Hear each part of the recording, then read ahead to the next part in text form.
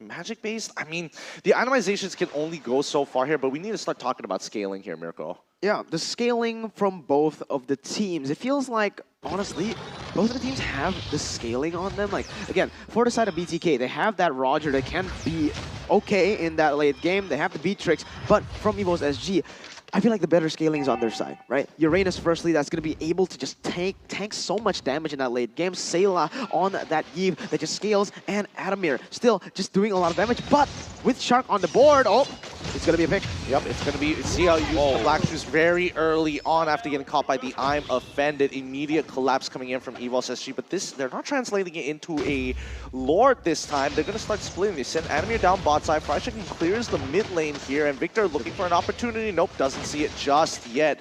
They back off, and Gear continuously just being annoying on Uranus. Well, this is the Evos SG that we knew and loved, right? They will take it slow. This time, they're going to be poking towards the Lord, maybe just smoking out where BTK members are.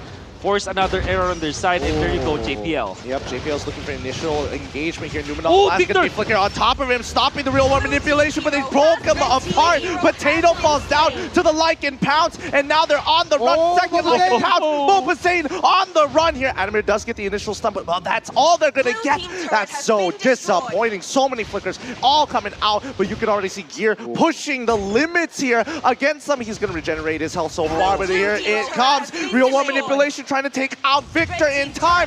Zia already using the Black Shoes to take out Sayla. It's working out so very well. There you have it. Zia coming up huge. BTK, that was an amazing fight, but it was off of a mistake by JPL. He overcommitted. He went in. He didn't need to do that. They had the kill lead already. They should have just waited and waited and waited. Roger would want to get some kills on the board. They want to go for the engage. What you need to do on this Ruby, sure, you can go for the picks, but mostly peel. Just peel, all right? The Eve can be the one who starts the engage. And they did start with the Eve ultimate, but that meant that BTK had the opening. It was the Numenon Blast on top of the Way of the Dragon from Victor, which really meant that Evos SG, they're the ones who got peeled by BTK. And then eventually, it's up to Zia to deal the damage, which was phenomenal in that particular clash. Mobazane to finish off the kills, but Evos SG was able to run away from Victor as White Chicken actually went in for the better trade for BTK. He got 2 turrets after that, and they might not have gotten enough kills in that clash, but boy, oh boy, the economy now favors BTK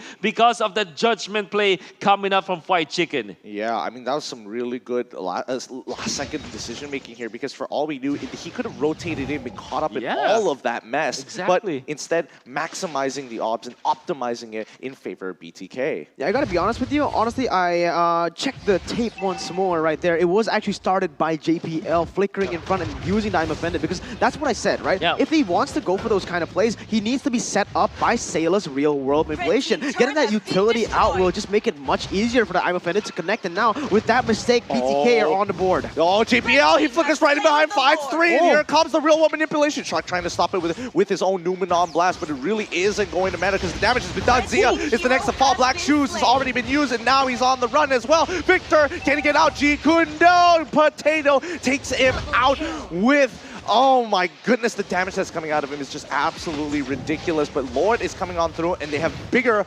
opportunities and bigger fish to deal with right now. I feel like BTK, every single time that they've gone the Lord in Game 2 and Game 3, it was off of a fight and just pure decision-making, right? They don't have the setup properly. Look at the waves. When they get the Lord, they haven't set up properly. The waves are all over the place. The top side is the main example of that. It was pushed up to that second-tier turret, and that's why Gear was able to just rotate and flank.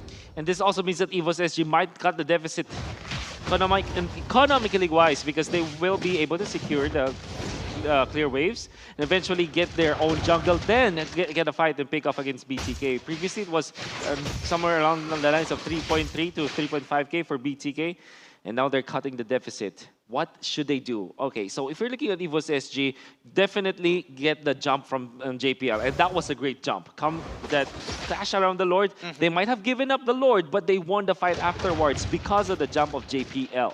Well, let's see if they can do it once more, because so far, like, JPL has been getting through the cracks of BTK, and you can see how well spread out they are. They might even sacrifice this tier 2. You can, you know, I might just go as far to say as JPL is the main guy. You know, he's the one setting up all these plays. Every single time they win a fight, it's all on top of JPL's play. Every time they lose a fight, it's all on top of JPL's play. So this guy is the main man to look at if you're BTK.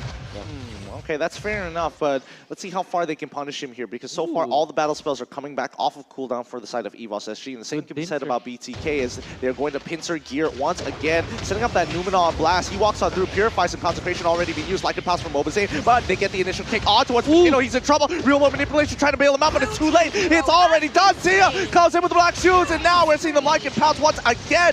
Mobazane finds the reset, double kill already as he runs down each of the members of Evos SG. He's already gotten it, already slain him, and oh, that's a little sad. I'm not gonna lie, taking away that maniac for him, but well done to BTK, who have opened up this game wide, cracked the glass. Evos SG has to take the L. GG, well played to BTK. USA BTK, that's what they call it, that's what they say during the cheer, and man, oh man, was that a good game by BTK, knowing the limits, and again, that Roger pick coming in very, very nice. Like I said, you know, I said it before the draft, they need to pick up Mobazane's hero fast as possible. Don't give Evos SG the chance to ban it away, and it works wonders. Now the first rotation of the Roger, as well as the pickup on this Lilia. This is just the bread and butter of side of BTK. They won against Blacklist International with this, save for the Roger, which was substituted with the Saber, but it is all the same. The Roger